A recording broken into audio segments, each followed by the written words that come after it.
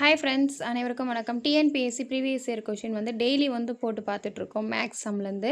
So group 2, group 4 நீங்கள் படிச்சுட்ருக்கீங்க அப்படின்னா இந்த இந்த வீடியோ கண்டிப்பாக உங்களுக்கு ரொம்ப ரொம்ப யூஸ்ஃபுல்லாக இருக்கும்.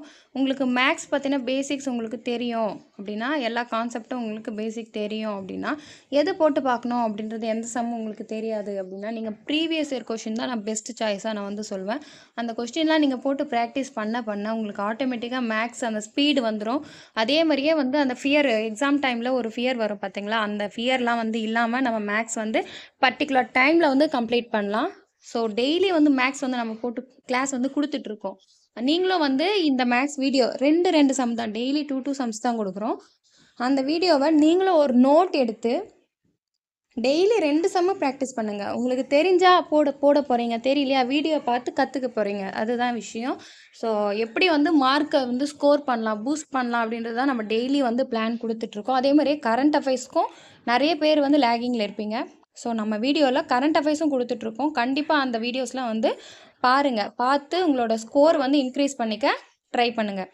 ஓகே, வாங்க வீடியோக்குள்ளே போகலாம். ஃபர்ஸ்ட் கொஸ்டின், 2 வட்டங்களின் ஒரே அளவு கொண்ட வில்லின் நீளங்கள் 60 டிகிரி மற்றும் 75 டிகிரியை மைய கோணங்களாக தாங்கும் போது அவ்விரு வட்டங்களுக்கான ஆரங்களின் விகிதம் காண்க தான் கொஸ்டின் கொடுத்துருக்காங்க.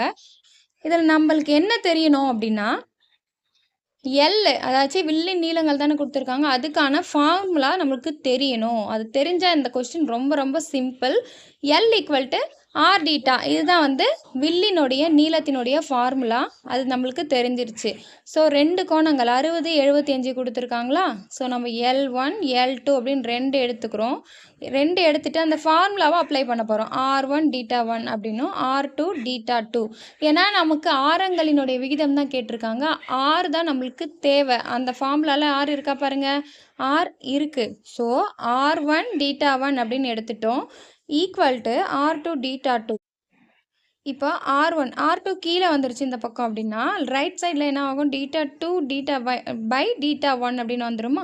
அதுக்கப்புறம் நம்ம சிம்பிளிஃபை அப்ளை பண்ணிவிட்டு அதை கேன்சல் பண்ண வேண்டியது தான் நம்மளுக்கு இப்போ வேலை. என்ன கொடுத்துருக்காங்க, டீட்டா 2நோட வேல்யூ 75, டீட்டா 1ஓட வேல்யூ என்ன கொடுத்துருக்காங்க 60. அப்போது divided by 60, 75 divided by 60, 5/4 answer. நம்மளுக்கு விகிதங்கள் தான் கேட்டிருக்காங்க. ஸோ 5:4 ஆப்ஷன் டி தான் வந்து ஆன்சர். ரொம்ப ஈஸியாக வந்து இந்த சம் முடிஞ்சிருச்சு. ஆனால் இந்த ஃபார்முலா தெரியல அப்படின்னா இந்த சம் வந்து அட்டன் பண்ண முடியாது.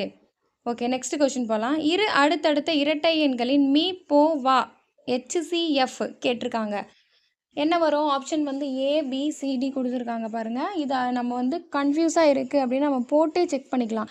இரட்டை எண்களில் நம்ம என்ன சொல்லுவோம், 2, 4, அதுக்கப்புறமா வந்து அடுத்தடுத்த அப்படின்னு கொடுத்துருக்காங்களா, அப்போ 4, 6, 6, 8 அப்படின்னு நம்ம எடுத்துக்கலாம். நம்ம எக்ஸாம்பிளுக்கு 2, 4, 4, 6 அதை போட்டு பார்க்கலாமா. 4, 6 போட்டு பாருங்கள், HCF 2 வருங்க தான்.